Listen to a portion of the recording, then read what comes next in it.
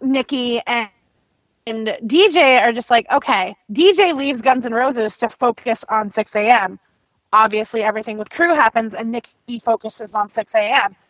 And fucking Prayers for the Damned Volume 1 drops. My mind is fucking blown. We were literally climbing the walls with insanity listening to this thing on Spotify. Yeah. Like, as soon as it was posted that, hey, this is a thing, it literally was caps lock rage the entire duration of the song and, like, the album. Like, it's good. Like, good is not a good enough word. Like, it is fucking stellar. I kept slamming the repeat button on Spotify. Yes, I've legit listened to that album like 8 times at this point. It is super fucking good. It just gets better every time you listen to it, too. It's true. You pick out new things. Yeah, you pick out new things musically about it. Like, my first listen through of it, When We Were Gods, was the song that just hit me. And I had full body cold chills. Like, the hair on my arms was standing up legit on end. And I'm like, oh my God. And then today I ran into Ryan's room and was like, you need to stop what you're fucking doing. I have something to show you. I have a piece of candy and you're going to enjoy it. So I put on When We Were Gods for him, and still gives me cold chills every time I hear it. And between When We Were Gods and Belly of the Beast, those are my absolute favorites. But there is not a bad song on the album. It's true. At all. Like, even the singles are really strong, and usually when bands release singles, they tend to be the weakest songs on the album, or that's just my interpretation. Not a single motherfucking song on that album I would get rid of. I have a hard time trying to choose a favorite, but if I had to, like, if somebody put a gun to my head and said you need to choose a favorite on this album, it would probably be When We Were Gods. Yeah, that song is so strong huge. Lyrically and musically. It also has this vibe of just being like a huge anthem rock song. It's true. And I live for that shit. I love those big fucking like arena rock anthems. Yep. I'm like, yes, bitch. Give me more of this. So good. Okay, so... But yes, now we're going to talk about wrestling. Yes, wrestling, because we have literally wasted an entire amount of fucking time. We literally are almost at the end of our normal time slot, and we haven't even touched wrestling once. Not even one time. Nope. And we actually have shit to talk about, so we're literally pulling a WrestleMania, and we are going over. That's right. And we also have a special edition of the Cheap Seats with Will, because now that has a name. Yes, sir. And that's a 14-minute long lollygag. And it's wonderful. It is. You get to hear about murder. You're welcome. Yes. Fucking murdered a man twice. You can quote me on the quote. Oh. Unquote. So the first thing I want to bring up, and this is like kind of the elephant in the room for the week, Ric Flair. And I mentioned it before. It is the New Hampshire air. I'm telling you. No, if you heard the story, Ric Flair at the Manchester, New Hampshire Smackdown tapings this last week, he was part of the Amber's Asylum with his daughter Charlotte, and as well as Becky Lynch. Oh no, was it Becky Lynch? No. It was Natalia. Oh, yeah. I don't know why I thought Becky, but anyways. Natalia, he tells her to kill herself. And he said this in like the spur of the moment. You know how crazy he gets and all this shit.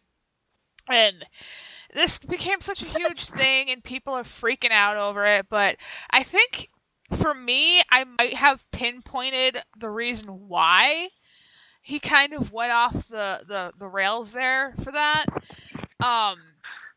Personally, I'm not a fan of what he said because, you know, it's kind of crappy. But I'm also not surprised at all. And to me, the problem is kind of a lot like the Jerry Lawler situation that we were talking about a couple episodes back. They both come from like this time with programming where it was fine if you weren't politically correct. Nobody was taking you that seriously. And if you said something insensitive, whatever, it was part of the storyline. nobody was really gonna bitch at you about it. And now you can't say anything that has like a negative connotation to it. Like outside of, oh well, I don't like this person, yada yada yada. I mean, like when Enzo and Cass were still in NXT, Enzo used to, I think, yeah, it was like when he was. Oh God. Yeah, they were feuding with what, Blake and Murphy, and he kept calling them sweet boys.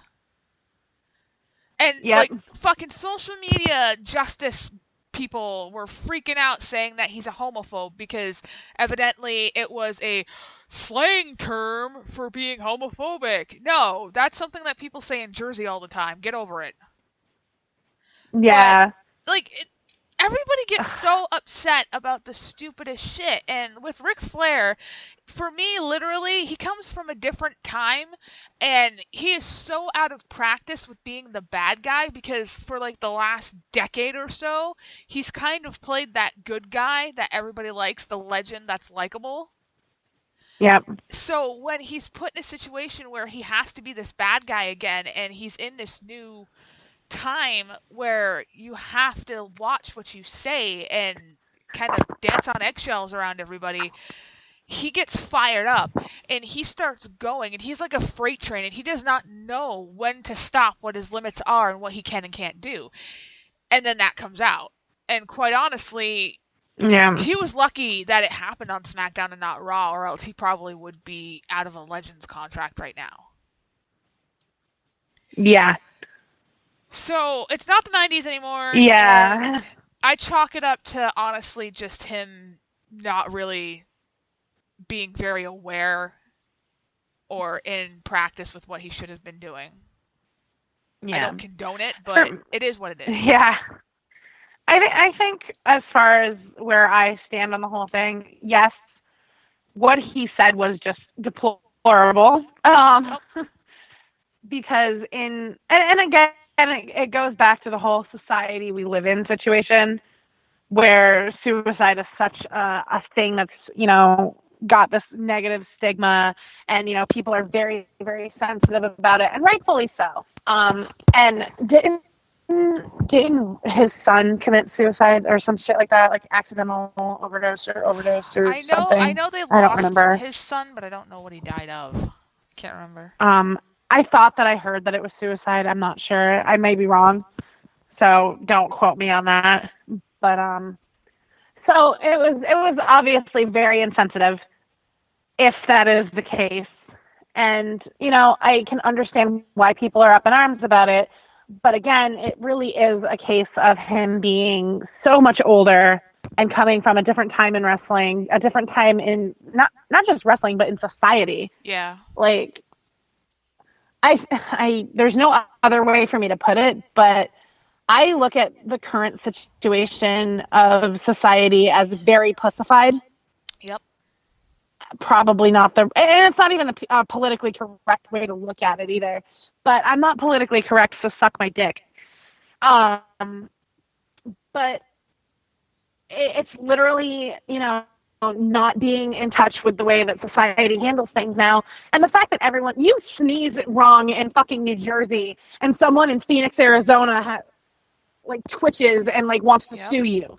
Like, the society is so fucked up, and everybody is offended by everything. I just look at it like, yeah, dumb move. Really, really insensitive. But you honestly, you kind of set yourself up for it, especially with Rick. Payback. Because he gets so fired up, and he is a little bit cuckoo fucking chew. This isn't news. So putting him on a live mic is risky as it is. Yeah, it's true. And you get him hyped up, you get him fired up. I'm not gonna sit here and say I understand Ric Flair. I don't. But I absolutely love him, and I think it was just a shitty thing to do, and he probably realized after the fact, I shouldn't have said that. My apologies, or whatever. He's Southern. I'm assuming that he knows what an apology is. But yeah, I just think it was just, kind of in poor taste, but at the same time, I'm not gonna get too up in arms about it because it is Ric Flair. Yeah. Like, it doesn't surprise me in the least. I mean, this is the same man who was just detained at Boston Airport. The other day, he was detained at Logan because, eyewitnesses say he was drunk, but he was just exhausted. And a lot of people fail to remember that Rick is significantly older. Like, he is pushing 70. You wouldn't know it to look at the man because he looks amazing. But he is older, and he just came off the international tour that they just came on. And, it's nonstop go any other time. And it takes an effect on people. So, I don't know. Really? Because I just think he's crazy. I think he's crazy and sleep deprived. Yep. Let the man have a fucking nap. Jesus Christ. Give him a nap and a Snickers. Shady Pines, Rick. Yeah, right? Shady Pines. But yeah, honestly... I'm telling you, give that man a Snickers and everything will be fine. It is what it is, Yeah. It's over and done with, and he's either going to get away with it, or he's going to get a slap on the wrist, and then people will find something else to bitch about later on. Yeah. I mean, it is professional wrestling. Someone's going to cry about something within the next week and a half, so... A week and a half? I'm being generous. It's going to probably be, by the end of this broadcast, there's going to be some new fucking thing to complain about. That's so true. Pussies. That's true. Also true. Very true. Fucking... I can't. But okay, so... Yeah. Next on the agenda. Tag teams. We're going to talk some tag teams because fuck me, dude. The division as it stands is awesome. I'm so happy. I'm so hyped. We so hype. We so hype. And honestly, this isn't just going to be like devoted to either, WWE versus NXT. I think we should just cover all of it. Like, lump it all together because the tag team division... My notes are mainly on the main roster stuff, but I can go all night long about NXT. Yeah, right? It's no secret that the tag team division, I swear to God, everything that's like happening on the main roster, NXT did it. It's literally like The Simpsons did it. Like, NXT did it. Great women's wrestling, NXT did it. Oh, we're going to do this too. Shows up on the main roster, bada boom. Fucking people are ready. All right, women are taken seriously again. NXT. Thank you. Next, tag teams. NXT tag team division has been fucking fire for as long as I can remember. And now, all of a sudden, WWE's like, bada boom, tag teams. We got this. Tag team after tag team after tag team. Dope, dope, dope. It's so exciting. What a time to be alive. I know. I mean, I remember, we're so old. We remember, when tag teams were really, really good, and then, the new generation of stuff started coming up in the 2000s, and then it just, suddenly became this weird-ass cut-and-paste tag team stuff. There were no legitimate threats, no actual tag teams that made any sense, nobody that was, developed together or anything like that. It was just let's take this guy and this guy because we don't have anything to do for them, and then throw them together. The CM Punk and Kofi Kingston thing. There are two singles competitors. Why would you put them in a tag team? Oh, because we don't have anything to do for them. So, back then it was just fucking dumbass shit, and now they're starting to develop actual fucking tag teams. And I'm not talking the Usos, who are there probably because they're part of the lineage of the Samoan dynasty, but these people the Vaudevillains and Enzo and Cass, and they just have such great chemistry, and you love them so much because they're great characters. It is a good time for tag team wrestling. I honestly think that, looking back, you had, the Four Horsemen, you had Blanchard, you had Anderson, and then, you jump a few years past that, and you've got the Hardy Boys, Edge and Christian. And then you jump a few years ahead